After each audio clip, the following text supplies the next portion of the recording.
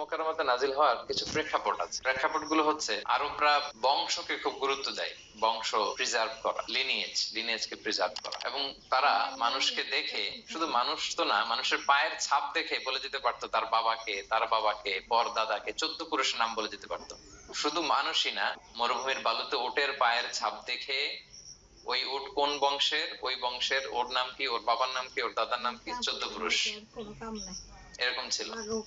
এবং তারা দুজন মানুষকে যদি ঢেকে রাখা হয়, পায়ের একেবারে শেষের দিকের ছোট আঙ্গুল দেখে, এটাকে ইলমুল কিয়াফা বলে, ওই ছোট আঙ্গুলের শেপ দেখে ওরা বলে দিতে পারতো সে কোন বংশের, তার বাবার নাম কি, দাদার নাম কি, 14 পুরুষ।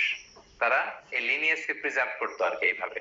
এবং এই বংশ পরিক্রমা মুখস্থ করা, জানা, জিজ্ঞেস করা, এটাকে গুরুত্ব দিত। তো তারা আল্লাহকেও আমাদের মতো এরকম একজন সত্তা ভেবে আল্লাহ হাবিব সাল্লাল্লাহু আলাইহি ওয়াসাল্লামকে জিজ্ঞেস করতেছে যে ইদান খালাকাল্লাহু কুল্লা শাই ফামান খালাকাল্লাহ, মুহাম্মদ তুমি তো বলো যে আল্লাহ নাকি সব সৃষ্টি করেছে, তো আল্লাহকে কে সৃষ্টি করেছে? অথবা বলো যে আল্লাহর বাবাকে, আল্লাহর দাদাকে, আল্লাহর পরদাদাকে, আল্লাহর বংশটা বলো। তো তখন এই তাদের এই প্রশ্নের জবাবে আল্লাহ তাআলা সূরাতুল ইখলাস নাজিল করেন যে কুল হুয়াল্লাহু আহাদ, এ নবী আপনি বলুন আল্লাহ হচ্ছেন এক, অদ্বিতীয়, ইউনিক, অ্যাবসলিউট।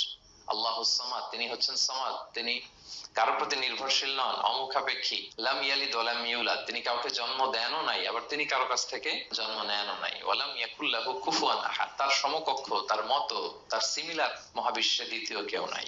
সুবহানাল্লাহ। এটা হচ্ছে শানে নুজুল, কোন প্রেক্ষাপটে নাজিল হয়েছে, এটা হচ্ছে একটা বর্ণনা। আরেক বর্ণনা এসেছে মক্কার মুশরিকরা জিজ্ঞেস করতে আরম্ভ করলো, ইয়া মুহাম্মদ আমরা জানি মানুষ মাটির তৈরি, ফেরেশতারা নূরের তৈরি মানে আলোর তৈরি, এরপর জিনেরা আগুনের তৈরি, আল্লাহ কিসের তৈরি? আল্লাহ তাআলা বাইয়িন লানা জিনসা রাব্বিক, তোমার আল্লাহর জিন্স বর্ণনা করো, কোত্থেকে আসছে, কি দিয়ে, কোন জিন্স থেকে, মানে কোন জিনিস থেকে তৈরি? তখন আল্লাহ তাআলা এই সূরাটা নাজিল করলেন, কুল হুয়াল্লাহু আহাদ আল্লাহুস সামাদ লাম ইয়ালিদ ওয়া লাম ইউলাদ ওয়া লাম ইয়াকুল লাহু কুফুয়ান আহাদ।